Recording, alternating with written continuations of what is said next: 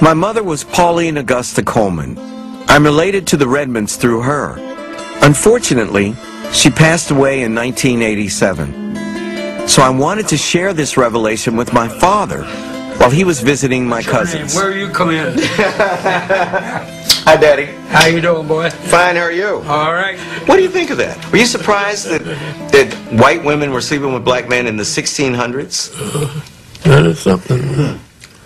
That's amazing, huh? I'm surprised you could, that one, that it happens, and two, you could do it for any period of time and get away with it and still survive. Just a man, and the black man would have been a slave. The African American people wear racial mixture right on their faces. And the greatest percentage of our admixture comes from European ancestors. But for some reason, it's much easier for us to imagine another source. He knew his grandmother, Elizabeth Redmond, and he said she was a full-blooded Cherokee.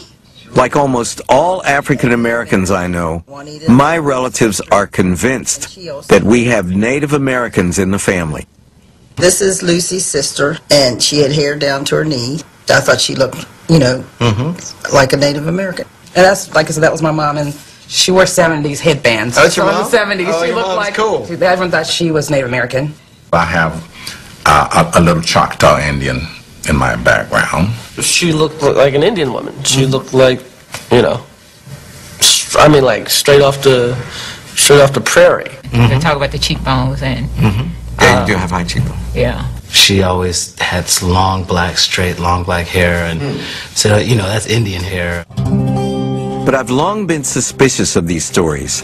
How could so few Native Americans sleep with so many African slaves? That's why I've asked the geneticist, Dr. Mark Shriver, to put these rumors to the test. Now we're going to go on to Tina Turner. Her family reports indigenous American ancestry. Oh, yeah. Tina grew up believing that two of her grandparents were part Native American. But you're only 1% Native American. You know how your family has always thought that you had all this Native American heritage? Yes. It was white heritage that you had. All this time I've been thinking Indian. I was dying to find out what tribe it was. You're from the tribe of Europe. Wow. And I'm 3% Native American. So I got just a little Indian in me. You got a little Indian in you. 0% Native American. And 0% Native American. There you go. And 0% who were Native American. I'm going to have to tell the Choctaw Nation in Oklahoma now that I misrepresented myself. I'm not Choctaw at all, And you'll see there's no figure for Native American because you ain't got no Native American. Set the record straight. Even Don Cheadle, who we would expect to have some Native American ancestry because of the connection to the Chickasaw, members of your family owned by Native Americans. But we don't find any. Wow. And you're not alone in not having any measurable Native American ancestry. 1 in about every 20 African Americans only 1 in 20 has any significant amount of Native American ancestry. So apocryphal. Yeah. No. Turns out they didn't really dig you that much. To get to the bottom of this contradiction, for once and for all, I've invited an expert on Native American history to meet me at Harvard, Dr. Claudio Sant. Claudio. One common belief among African Americans is that the slaves managed to escape from plantations and find refuge with their Native American brothers and sisters. They'd sit around the campfire, slapping five and smoking a peace pipe with Cochise. Did this happen? In some cases it happened, but just as often these fugitive slaves were captured by Indians and returned to the planters. And in fact, the colonies had policies, they implemented policies of rewarding Indians who returned fugitive slaves. They might be given 2 guns and a kettle if they brought back a live slave, and half as much if they brought back a dead slave, or rather the 2 ears of a dead slave, which is what they required. According to Claudio, substantial social contact only occurred in the early colonial era, when settlers enslaved Native Americans and African Americans together, and between the Revolution and the Civil War when a small number of black people were enslaved by the 5 civilized tribes. If this is true, why does every African American I know believe that their grandmother had high cheekbones and straight black hair? I think it's probably a desire to be associated with people who are portrayed in popular culture as fierce warriors and who resisted the United States.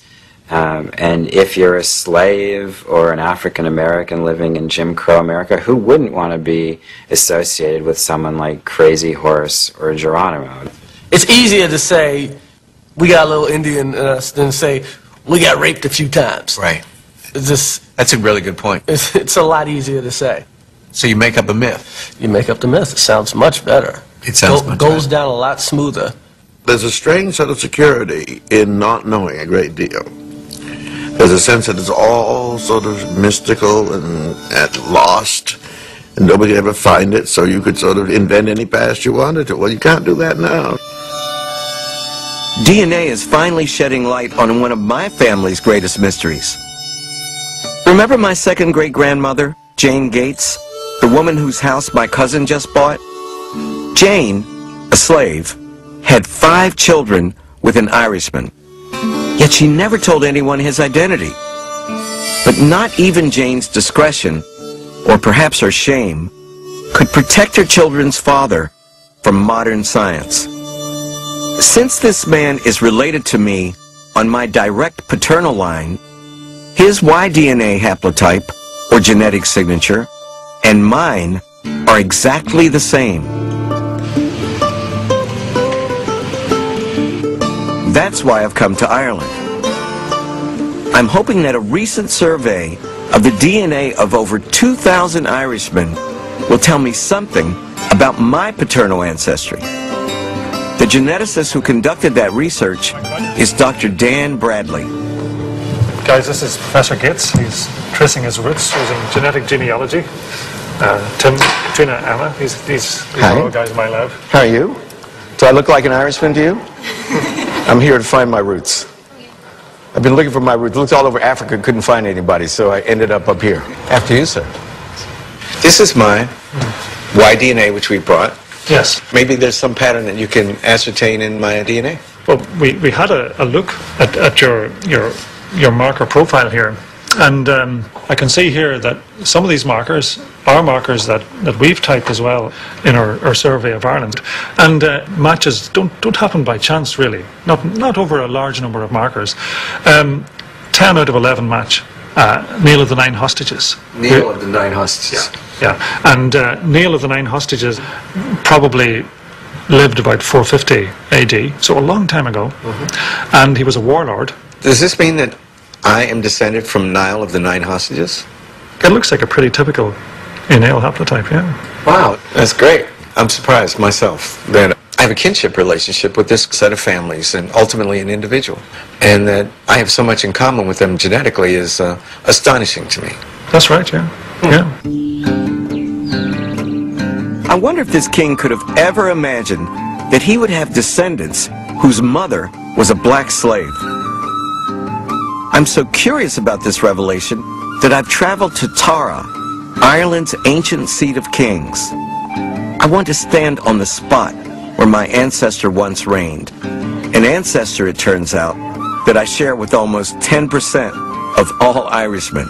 They gave me a DNA test yesterday, and I'm descended from Niall of the 9 Hostages, the king. Well, actually, I'm an O'Neill too, or married to O'Neill, and I believe that we were descended from the kings. So your husband and I are cousins. How about that? Delighted to meet you. Nice to meet you. Wish you well, and the best of luck. I hope you enjoy your stay here and find out plenty about your ancestors. Well, thank you. Thank you very much. You're welcome. I've only been Irish for 24 hours. It's a lot of fun. I like it. I was told I'm supposed to let Guinness settle, right? You have a coin, you're supposed to tap it? No, wait till it gets black. Oh, I like that. I came to Ireland in search of my great-great-grandfather, and now, compliments of DNA analysis, I've ended up with 3 million new cousins. I'm only part Irish. I don't think I got the beer gene. None of whom look quite like me.